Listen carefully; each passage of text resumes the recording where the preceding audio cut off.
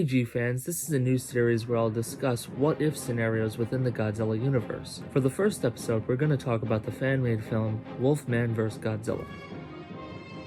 In the 1970s, drafts were made for a fan film titled Wolfman vs. Godzilla. The film was directed and produced by several former Toho filmmakers. The director and producer, Shizu Nakajima, worked for Toho as a production assistant on projects such as Godzilla vs. Mechagodzilla and The Terror of Mechagodzilla. When he left Toho, Nakajima began working on his fan film along with many former Toho employees. The film was shot in 1983, but due to legal issues, the film has not been completed or released officially.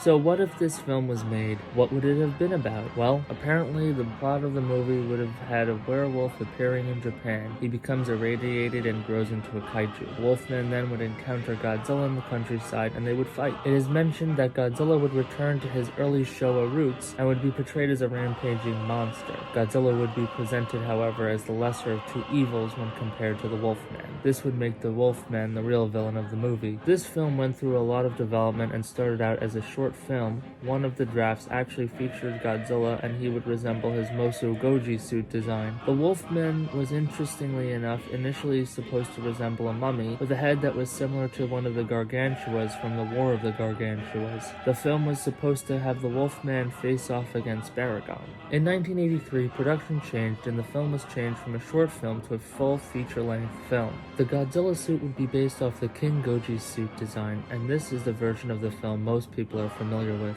It was intended to piece 10 hours of raw footage of the film together for a DVD release. This unfortunately did not happen, but many of the clips have since been released.